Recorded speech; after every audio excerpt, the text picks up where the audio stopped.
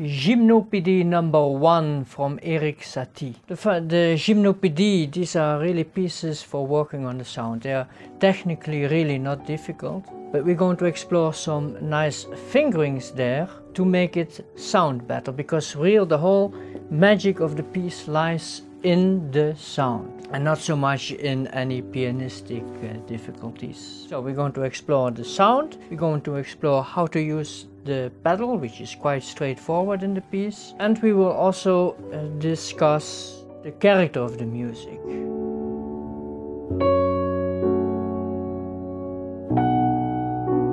A gymnopédie is a Spartan dance of naked youth, and it's a dance of a sad character, slow dance. And this is in the music, that's what Satie was imagining. It has something erotic about it, and in the same time it should dance. It's slow, but it's not static. It must move, and we're going to look into that. So, the movement of the piece and the sound, these are the most important elements to work at. For the rest, the notes, they're quite easy to learn for a beginner, so we're not going to talk about that in this video. So first, let's look a little bit into who is Satie.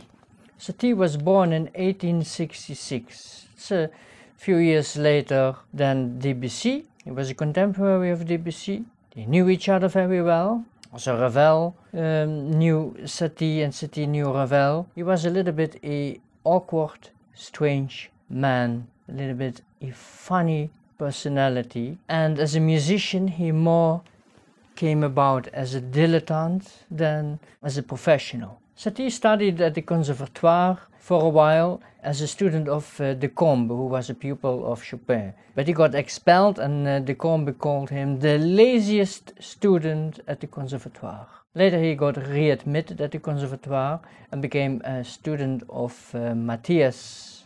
Matthias was another Chopin pupil, and he described Satie's playing as insignificant and laborious. Satie called himself worthless. That's how he saw himself. So he didn't finish his studies at all, and he went to the army, and he got expelled as well in the army. In his 20s he started to write small piano pieces. The Gymnopédies were part of those pieces, and Debussy orchestrated Les Gymnopédies. And that was very good for Satie's career, because suddenly he was recognized as a composer.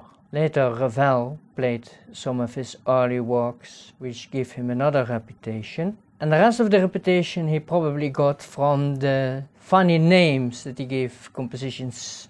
He was a friend of Picasso. Picasso also designed the costumes for his opera. Stravinsky liked Satie very much, and Debussy liked his early works.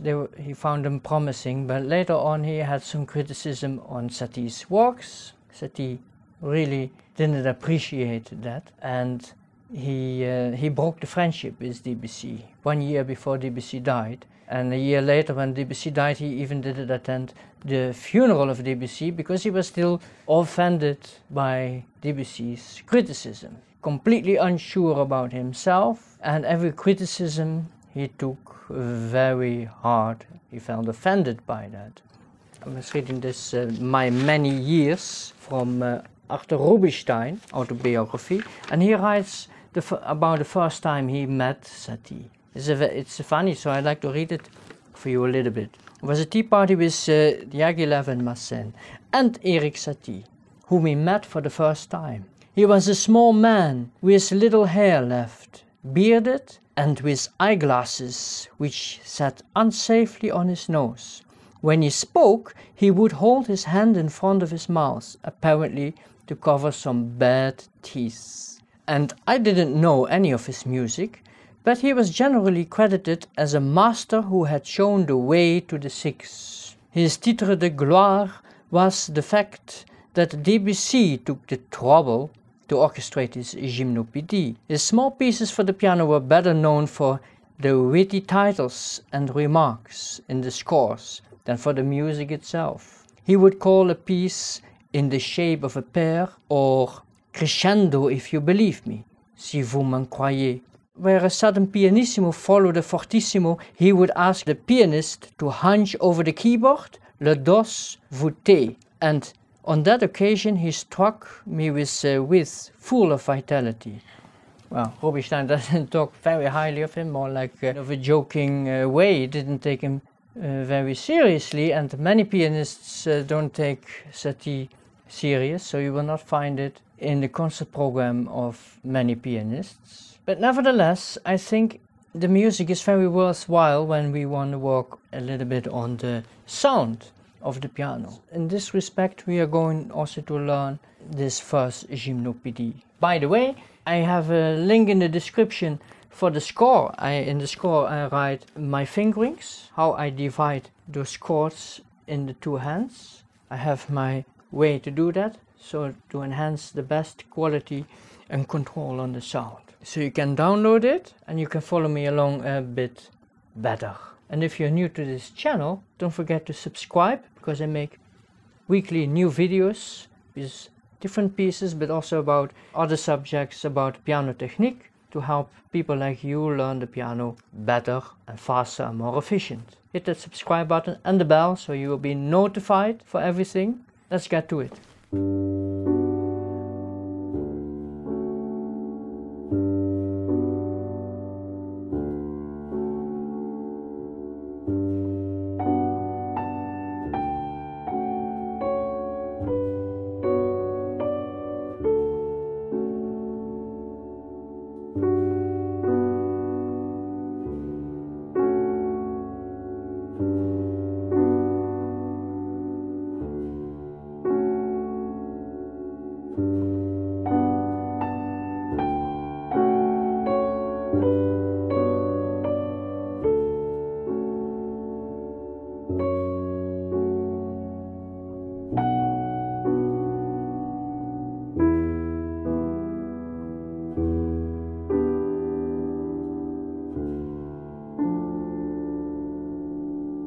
Until so far.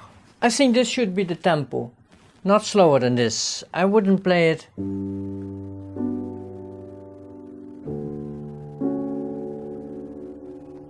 I wouldn't even start to imagine how you would dance on such a slow tempo.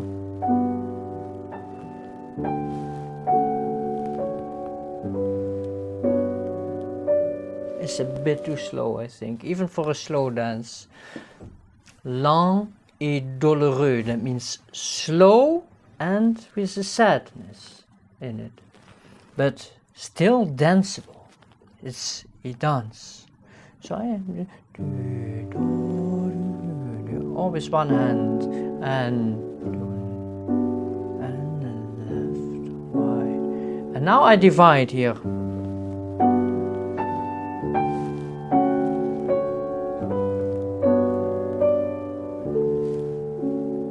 See? That's one sentence.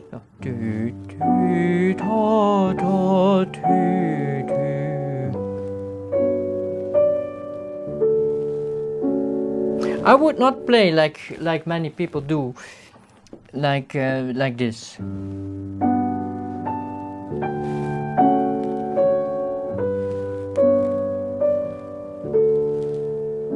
It's easier.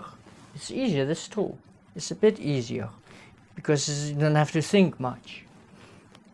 But it will not give you the best control of the sound. The best control of the sound is to make here a little bit stretch with the 1, 3 and 5. See? So, see? And then open the hand. 2 and again 2, 5, 2, 1. See? And here soft, and then they write forte, but the forte is only for this chord that comes in between. So, and it should be not overdone. When you listen to the orchestration of Debussy, these are muted trumpets who play these chords. And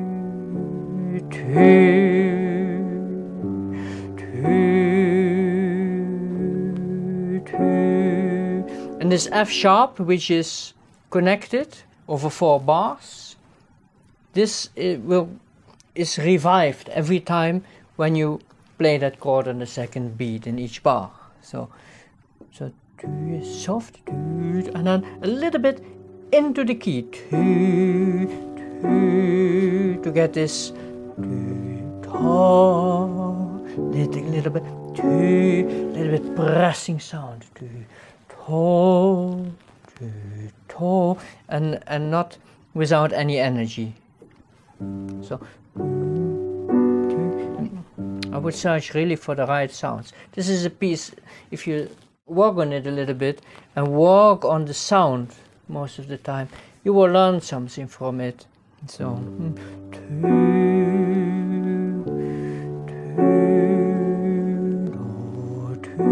and the left hand stays piano.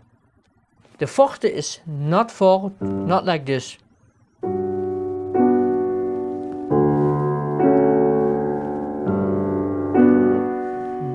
Not for the left hand, absolutely not. That stays piano, only for the chord.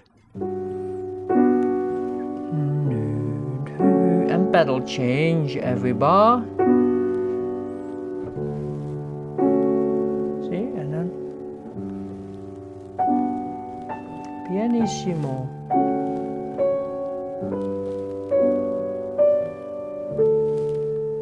And imagine this dance, slow dance.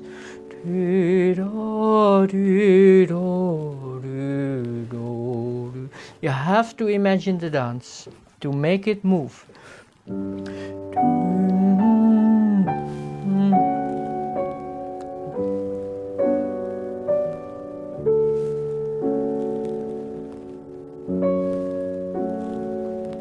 with 3 and 5. See? 3 and then 3, take with 5. We do this a lot. It has a better sound. 3 and then with 5. It's better sound than just directly with the 5. So 2 and then playing 5, 2. Use a nice arm movement. It's always a round arm movements. Think about the dance, but it's also pianistically round arm movements.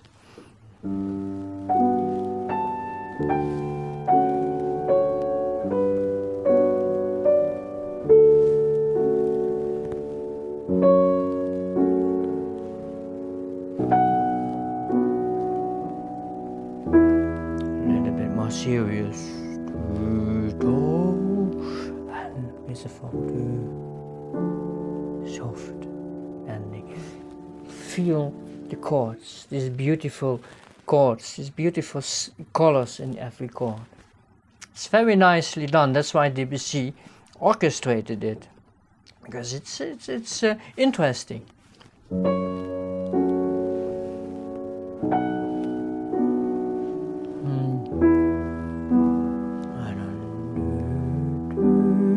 See, I take this with 3, 5, see, 3, 5, and then I take it 3 and take it over with 5, and then I take this, and with 3 again take it, this fingering, 2, 5, and here 2 in the left hand, and with 4 I take it, and don't press the key again, with a 4, see? And then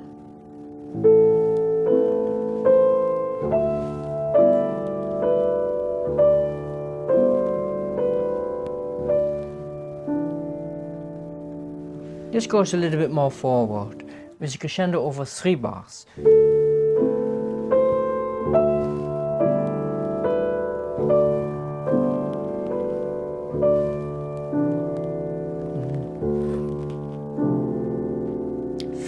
Prepare every chord. Every chord needs to be prepared for the right color.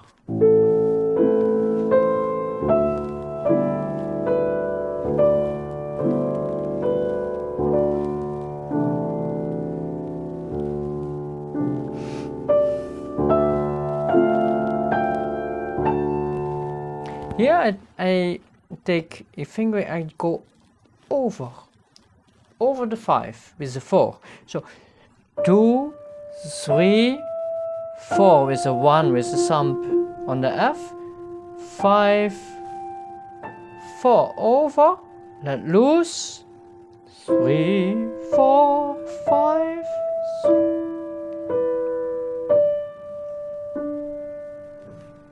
It gives freedom, this kind of fingerings. I use this quite a lot. I learned that from my teacher Avi Schoenfeld, to go over. So not always using the thumb passing beneath to reach to another keys, but sometimes we go over the 5 or over, mostly it's from 5 with a 4 or 5 with a, like a, see here, you don't use the thumb here. And the same, no thumb, but arm movement.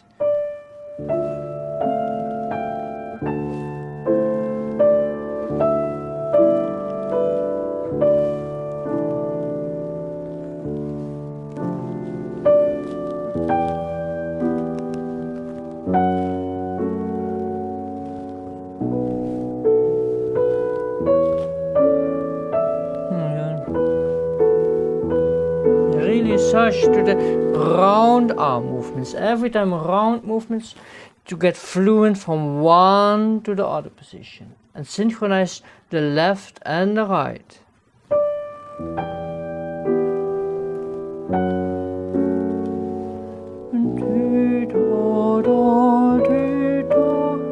I play this with 2, 5 and again with a 4 over.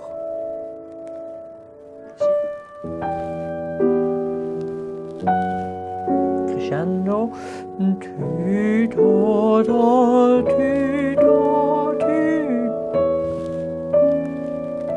there's a right note, so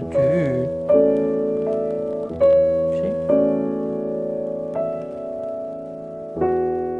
Where's the 3?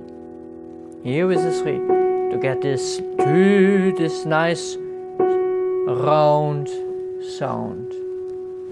So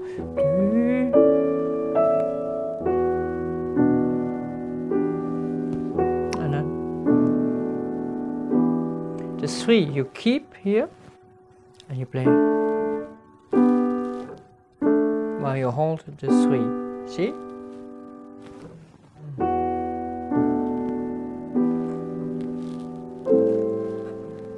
And D major. See, that's the first half, and then here continues the same.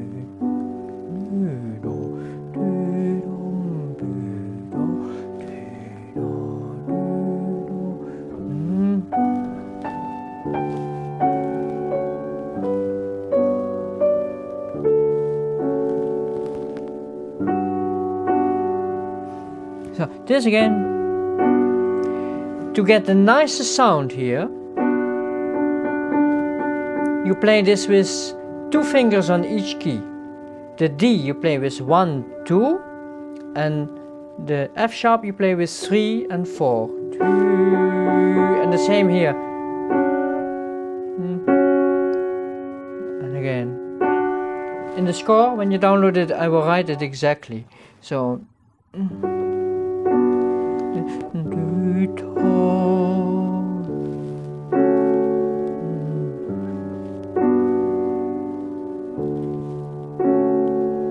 again, pianissimo.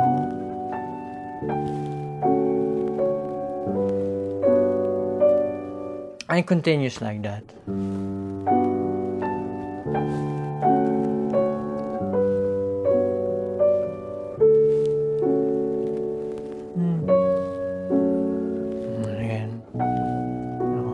And then you see it as a dance.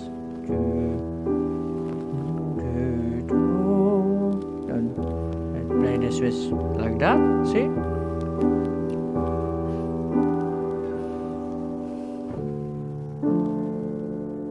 See, that's the same. It was a repetition of what we already had. Now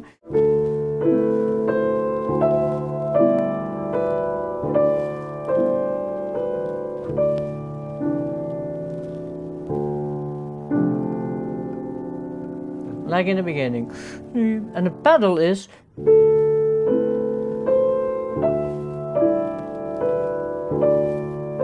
really per bar. And prepare. Every chord needs to be prepared, especially your do. This chord.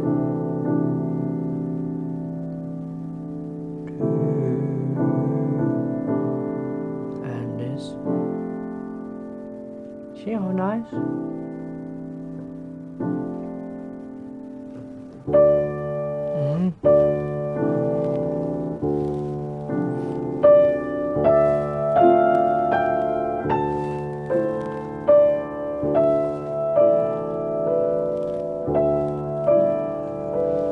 And the same, and round movements.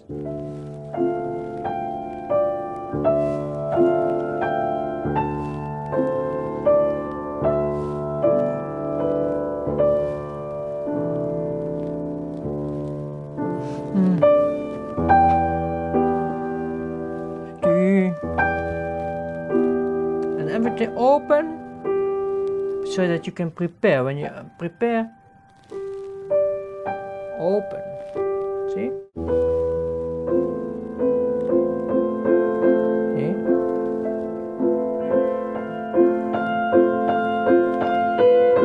And we make exercises like this.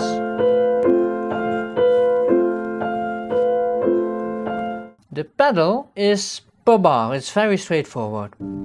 Pedal. See? Pedal. Pedal.